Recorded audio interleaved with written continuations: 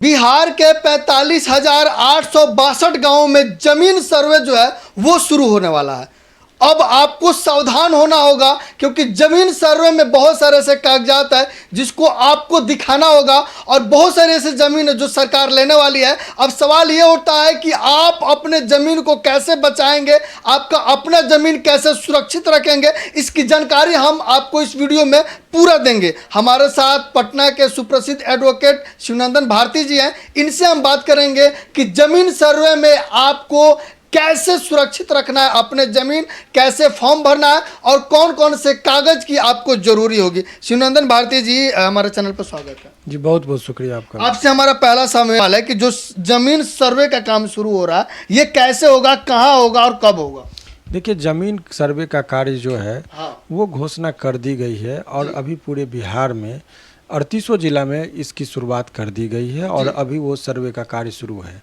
जितने भी अंचल हैं, 534 अंचल हैं हमारे बिहार में, सभी अंचल मुख्यालय पर यानी कि ब्लॉक जितना भी है तो उसमें प्रखंड लेवल पर हर एक प्रखंड में एक कैंप लगा हुआ है और वहाँ पर सर्वे का कार्य जो है सो शुरू कर दिया गया। और जो भी संबंधित दस्तावेज हैं, डॉक्यूमेंट्स हैं, आप वहाँ पर जो कैंप लगा हुआ है, विशेष सर्वेक्षण का कैंप, उसमें आप जाकर अपना आवेदन समर्पित कर सकते हैं। ये जो जमीन सर्वे है इसमें लोग जो है जमीन सर्वे को लेकर कौन कौन से कागज जो है वो लेकर सुरक्षित रखे और अप्लाई कर सकते हैं? देखिए, इसमें मूल रूप से जो कागज लोगों का जरूरत पड़ेगा तो जो जमीन आप खरीदे हैं तो उसका केवाला रख लीजिए, जो दस्तावेज है। दूसरा, यदि आपको खानदानी संपत्ति है, बंटवारा यदि हुआ है तो बंटवारा का कागज आप रख लीजिए। उसके साथ साथ वंशावली बना लीजिए, वंश, उस वंश के खानदानी संपत्ति तो वंशावली लोगों के पास होना चाहिए। अगर दाखिल खारिज कराए, नहीं कराए हैं तो भी कोई बात नहीं कराए हैं तो आवेदन करके करा लीजिए। नहीं कराए हैं और यदि आपके पास करा लिए हैं और है तो अद्यतन आप दस्तावेज जो है उसका दाखिल खारिज का वो रसीद आप रख लीजिए साथ में। तो बेसिक डॉक्यूमेंट्स, इतने ही डॉक्यूमेंट्स की आपको आवश्यकता पड़ेगी। ये जो जमीन सर्वे का काम शुरू हो चुका है, इसमें फॉर्म अप्लाई कैसे करेंगे लोग? अपना कागजात जो है सरकार को कैसे भेजेंगे, कैसे दिखाएंगे कि मेरा हर एक कैंप जगह जो कैंप लगा है उसका फॉर्म 2 है, मिलता है। फॉर्म 2 है कि आपको अपनी ज़मीन का ब्यौरा देना है कि आपका इतना खाता नंबर, इतना खेसरा नंबर, ये प्लॉट आपके हिस्से में है, इनके मालिक ये हैं और वो ज़मीन आपको कैसे प्राप्त हुई। यदि खरीदे हैं तो केवाला के साथ अटैच कर दीजिए। यदि आपने उसको खानदानी संपत्ति मिला है तो आप जो है सो उसमें वंशावली के साथ अटैच करके दे दीजिए। तो ये सब तरीका है कि एक तो है कि ऑफलाइन आप कर दीजिए, दूसरा ऑनलाइन जो हमने कहा DLRS, जो आपको स्क्रीन पर आप लोगों को बताइए, उसको क्लिक करेंगे, उस पर भी आप डाउनलोड कर दीजिए। तीसरा उपाय है कि आप स्पीड पोस्ट से जितना भी फॉर्म 2 है स्पीड पोस्ट से भेज दीजिए, उसका रिसीविंग आप रखिए तो भी वो आपका वैलिड डॉक्यूमेंट्स माना जाएगा। ये जो गर्म जरूरत जमीन है, कुछ लोगों का होता है, कुछ लोग घर बनवा लेते हैं, खेत खलिहान तालाब बनवा लेते हैं, तो उस जमीन का कैसे होगा सर्वेक्षण? देखिए, खेत खलिहान गैर मजरूआ आम हो या गैर मजरूआ खास हो, यदि आप बहुत दिनों से 30 वर्ष से अधिक वर्षों से सरकारी संपत्ति पर आप शांतिपूर्ण तरीके से कब्जे बना के रह रहे हैं तो कोई आपको डिस्टर्ब नहीं कर सकता है।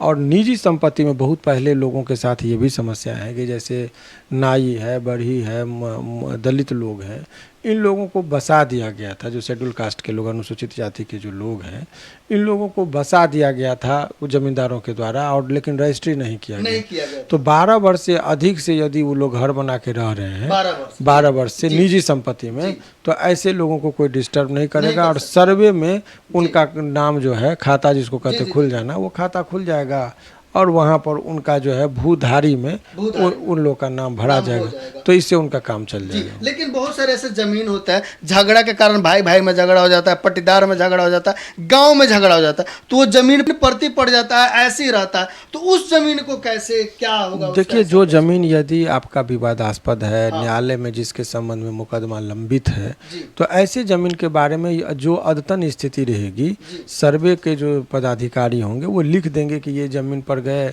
तो किसी का कब्जा में नहीं दिखा गया और इससे संबंधित जो है सो मामला न्यायालय में लंबित है, तो बस वही कॉलम उनको भर देना है। इससे यह स्पष्ट हो जाएगा कि न्यायालय के निर्णय के बाद अभी जो पुराना सर्वे था उसको भी कायम कर देंगे, जो पुराने को ही अपडेट करके और नीचे में कॉलम में अद्यतन स्थिति में लिख देंगे कि ये मामला न्यायालय में लंबित है। इससे ये पता चल जाएगा कि जब कभी भी कोई ज़मीन खरीदने जाएंगे तो उनको पता चल जाएगा कि भाई ये ज़मीन विवादास्पद है, इस ज़मीन को नहीं खरीदना चाहिए।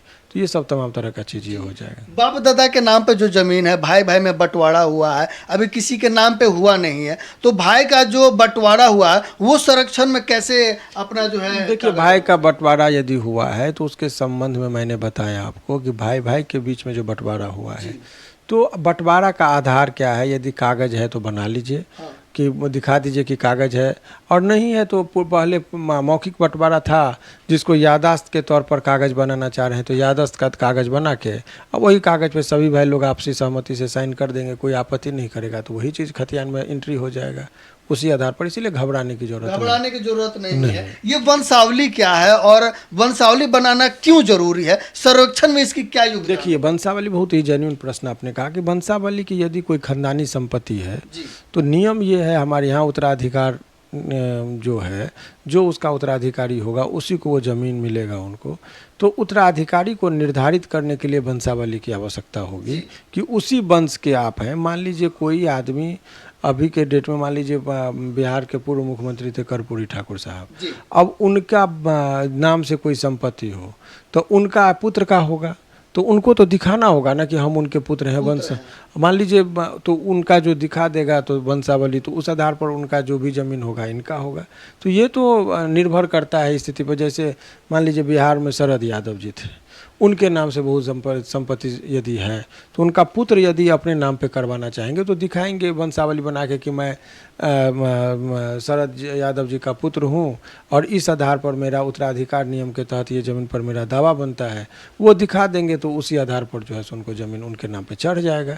तो जो जिस वंश के हैं तो दिखाना ही पड़ेगा। इसीलिए वंशावली का, चूँकि खानदानी संपत्ति को अपने नाम पर लेना चाह रहे हैं तो आपको वंशावली बनाने की आवश्यकता पड़ जाएगी। मान लीजिए कुछ ऐसे ज़मीन है, जैसे हमारे दादाजी 2 भाई हैं तो दोनों के नाम पर दोनों ज़मीन है, लेकिन जब बंटवारा हुआ तो मेरे दादाजी का ज़मीन दूसरे वाले के पास चला गया, उनका ज़मीन जो है मेरे दादाजी के पास आ गया। तो इसका कैसे जो है क्लेम किया जाएगा, सर्वे कैसे होगा? अगर वो कहेगा कि हमारा ज़मीन है हम अपना लेंगे लेकिन है हिस्से में हमारे, नहीं तो आपके कब्जा में है, पोजीशन में है, तो वो वहाँ उसके पास, हाँ, तो उससे कोई फर्क नहीं पड़ता है। वो दिखा दिया जाएगा कि ये ज़मीन का भूस्वामी कोई और है, भूधारी कोई और है, तो वो भूधारी वाले कॉलम में आपका नंबर पे आ जाएगा, उस पे चढ़ जाएगा। तो और बाद में यदि आपको लगता है कि आपके हिस्से की ज़मीन थी तो टाइटल में जाइए, सक्षम न्यायालय जो होता है सिविल कोर्ट, वो तय करेगी टाइटल सूट में कि कौन मालिक है।